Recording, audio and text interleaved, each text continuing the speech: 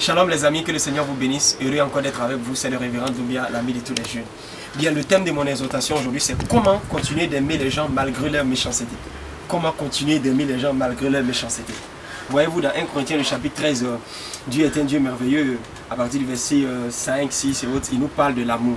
Mais c'est le type d'amour agapé. C'est le type d'amour que Dieu vraiment veut que ses enfants aient. Et aujourd'hui, nous sommes dans un monde où le Seigneur a dit que dans les derniers jours, il y aura des temps difficiles. Les hommes seront ingrats, déloyaux, calomniateurs, ennemis des gens de bien. Donc, sois sûr que tu seras frustré à quelque part. Sois sûr que les hommes vont t'énerver à quelque part. Mais tu ne dois pas prendre tes distances parce que quelqu'un ne t'aime pas, donc tu dois aussi en retour haïr la personne. C'est pas ce que le Seigneur a dit. Le Seigneur a dit, aimez vos ennemis. Donnez à manger, à boire à vos ennemis. Les gens vont te faire du mal. Les gens vont te vexer. Les gens vont t'insulter. Ils vont faire beaucoup de choses. Mais le Seigneur dit, toi en tant que fils de Dieu, tu dois garder ton amour. Et regarde, voici des comportements qui peuvent refroidir ton amour. Je t'en cite au moins 10. Par exemple, les frustrations. Tu vois? Quand on passe ton temps à te frustrer, à te vexer, à te honir, à te rabaisser, à la maison on s'en fout de toi, au travail on s'en fout de toi, à l'église on ne t'écoute pas, ça peut te frustrer. Deuxièmement, les critiques. Ah oui, si vous voulez aller de l'avant, attendez-vous à ça. Jésus a été critiqué, tu seras critiqué.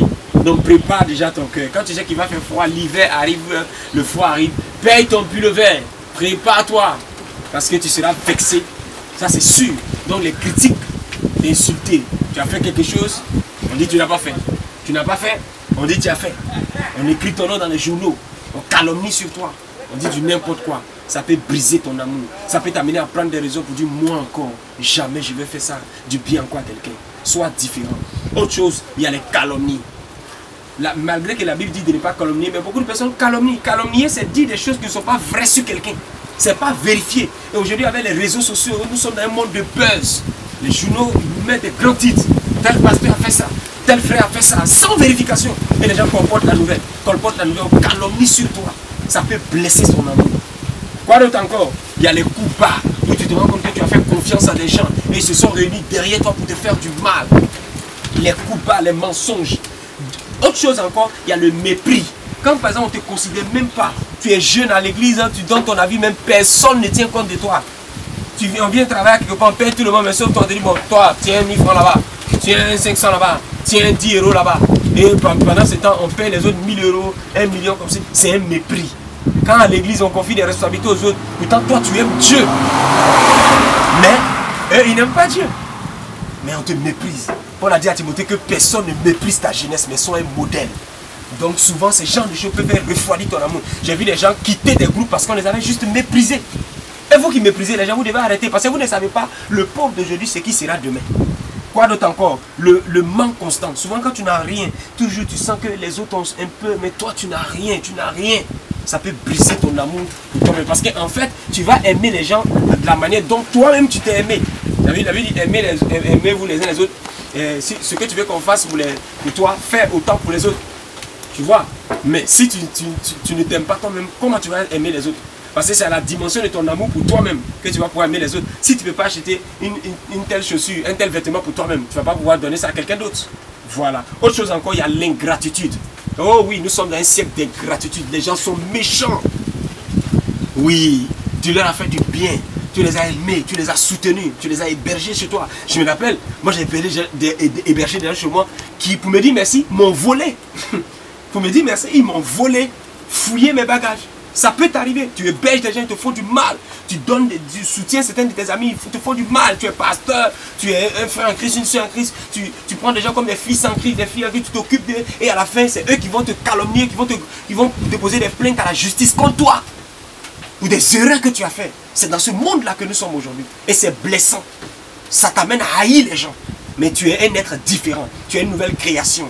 Jeune fille, tu peux avoir de la haine contre les hommes parce qu'un homme que tu as aimé, un grand frère que tu as aimé, t'a violé. Tu fais comment? Ça fait mal. Autre chose qui peut refroidir ton amour encore, tu sais quoi? C'est les persécutions. Moi, je viens d'une famille qui n'est pas une famille chrétienne. Ils ont les religions à part. Donc, il y a la persécution. On te hait, on t'insulte à cause de Jésus. Tes amis te repoussent à cause de Dieu. On te chasse au quartier, on te chasse de ta famille. Ça peut t'amener à garder rancune contre ces personnes-là. Mais tu dois garder ton cœur. Autre chose encore, les expériences du passé. Oh yeah. Les douleurs du passé, les blessures émotionnelles. Mon père m'a abandonné. J'ai fait confiance à un pasteur. J'ai fait confiance à un frère. Il a abusé de moi. Donc maintenant, je fais très attention. Moi, ces histoires, je ne suis plus dedans. Non, investissement, entrepreneuriat, ça, c'est plus la peine. J'ai mis mon argent dans ceci, dans cela. Les gens m'ont trompé. Les gens m'ont fait ceci, m'ont fait cela. Frère, si tu veux t'appuyer sur ça, tu vas échouer dans la vie. Parce que il y a des opportunités devant. Je répète, il y a des opportunités devant. Il faut savoir essuyer les larmes, se relever et aller. Autre chose encore, les efforts non reconnus. Oh oui, quand tu te bats pour une vision, tu te bats auprès de ton père spirituel, tu travailles dur à la maison pour la vieille et le vieux, mais on ne te dit jamais merci, on ne t'encourage jamais. C'est toi qui fais toutes les sales besognes, mais il n'y a même pas un mot d'encouragement, il n'y a même pas un petit SMS pour dire merci. Ça blesse, ça peut te faire refroidir d'amour, ça peut t'amener à garder rancune. Mais le Seigneur a dit, dans sa parole, Matthieu 24, à partir de Matthieu 24, verset 13, il a dit, l'amour du plus grand homme se refroidira. Mais celui qui persévérera jusqu'à la fin sera sauvé. Donc à la fin des temps, qu'est-ce qui va se passer? L'amour du plus grand homme va se refroidir à cause de l'iniquité qui va grandir. C'est-à-dire les hommes vont devenir tellement méchants que pour aimer les gens c'est compliqué. Vous ne voyez pas aujourd'hui là, quelqu'un passe à côté de toi, tu dis, c'est qui? Est-ce qu'il peut te faire ceci? Est-ce que beaucoup de méfiants, des voisins sont dans le même appartement, immeuble, mais ils ne se saluent même pas. Ils ont peur les uns les autres. Chacun veut son téléphone, chacun veut sur ceci, chacun veut sur ça, chacun veut. Tout le monde a peur. Voyez-vous, il faut faire très attention. Mais je veux que tu te rappelles de quelque chose. Avant de garder rancune, avant de dire que non, on m'a trop fait ça, je ne peux plus supporter. Ça ne veut pas dire qu'il ne faut pas être vigilant. Tu peux être vigilant, tu peux être prudent, mais continue d'aimer. Tu as hébergé les gens chez toi, ils se sont mal comportés. Héberge encore les gens. La Bible déclare qu'un jour, si tu n'arrêtes pas de faire du bien, tu auras ta récompense. Regarde combien de fois, il faut te rappeler de ceci. Rappelle-toi cela. Rappelle-toi du type d'amour que Christ a manifesté à ton égard. Qu'est-ce que toi tu as fait pour que Christ meure pour toi? Réfléchis un peu. Tu n'as rien fait. Il est mort à la croix pour toi. Il est mort par amour pour toi. Christ est mort pour que tu aies la vie. Christ est mort pour que tu sois sauvé. Alors, si tu te souviens de ce type d'amour, tu vas continuer d'amour, d'aimer les gens. Mais malgré même que tu te plains, regarde, toi, tu paies chaque jour, mais Dieu te pardonne. Autre chose, décide de ne plus garder des rancunes, c'est tout.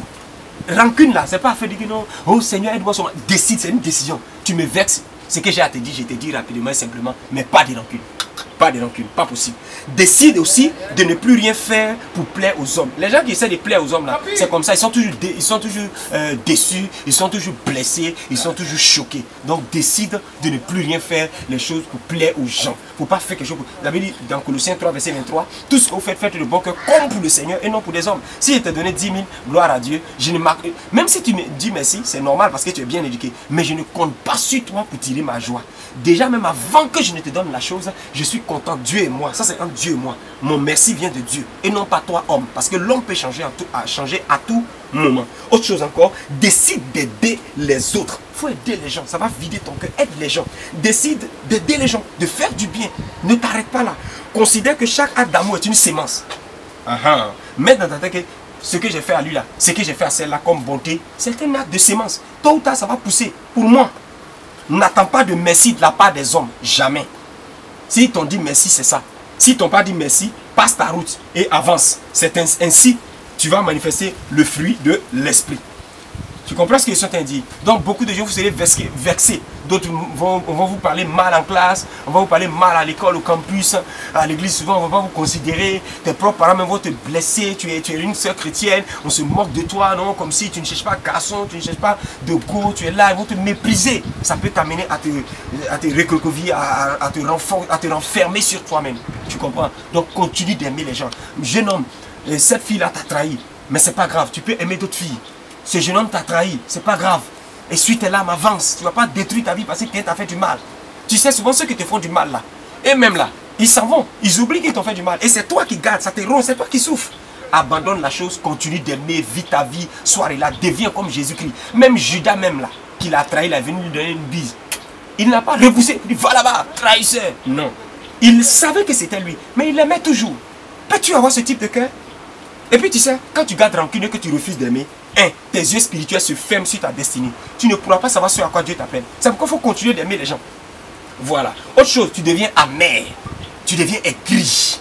Quand un riche passe là, avec sa voiture, tu dis des voleurs comme ça. Quand quelqu'un a reçu le dos, ça c'est des conneries. Quand tu as l'argent, pourquoi? Tu as été vexé. Des faux types comme ça, souvent c'est pas que c'est vrai. Mais tu deviens amer. Tes prédications deviennent amères. ton comportement devient amer. Vous voyez, il y a certaines personnes qui ont dit non, celui-là c'est le gars dur. Yes, il peut jamais changer d'avis. Quand tu parles, ils te mettent les carreaux en face. Souvent, c'est les gens frustrés. Voilà. Autre chose encore, si tu n'aimes pas les gens, tu sais quoi? Tu vas devenir un accusateur. Tu vas accuser tout le monde est faux, tout le monde est faux. Un pasteur t'a fait du mal, il t'a violé, bien il a fait ci, il a fait ça. C'est pas un vrai pasteur. Un vrai pasteur ne peut pas faire ça. Mais il faut pas penser aussi que tout le monde est faux. Sinon, ça va te changer, ça va te rendre très amer. Quoi d'autre encore? Ton discernement devient flou. Tu n'entends plus la voix de Dieu. Tu peux même trahir ta propre famille. Regardez Judas. Tu peux te tuer, te suicider et terminer en enfer. Garde ton cœur. Ne laisse pas quelqu'un te détruire. Ne laisse pas quelqu'un tuer ton amour. Tu comprends? Nous sommes à la fin des temps. La Bible dit l'amour du plus grand homme va se refroidir. Mais ne sois pas parmi ces grands hommes-là.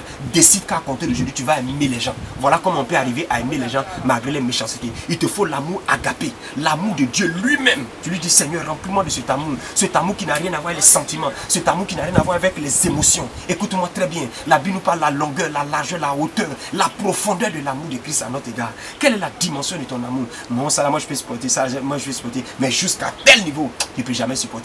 Ne dis plus ce genre de langage. Parce que plus tu deviens dur, Dieu aussi s'éloigne de toi. Regarde, ceux à qui Dieu se révèle beaucoup, c'est ceux qui aiment beaucoup. Et quand tu aimes beaucoup, tu vas voir qu'il y a des maladies même que tu ne vas même pas avoir. Par exemple, quelqu'un qui est toujours énervé, le stress, la colère, il est toujours excité. Il y a des maladies comme des cancers qu'il peut avoir. Donc la joie du Seigneur va te faire éviter toutes ces choses-là. À partir d'aujourd'hui, décide de pardonner à tous ceux qui t'ont fait du mal. Oui, les gens sont vraiment méchants, mais ne les comprends pas. Comprends Dieu qui te dit de les aimer. Quand Dieu te dit d'aimer quelqu'un, il te fait du mal, et puis toi tu lui pardonnes, tu souris à lui, Dieu va juger la personne. Ça c'est clair. Tu te confies en quelqu'un, il allait dire tous tes problèmes dehors, aime-le. Dis-lui, tu m'as fait ça, seulement ne garde pas rancune. Si tu as un problème avec quelqu'un, approche-toi de la personne. Mon frère, tu m'as fait ça, ma soeur. S'il a compris, c'est ça. S'il n'a pas compris, gloire à Dieu. Mais tu n'es pas obligé de rester avec toi aussi matin.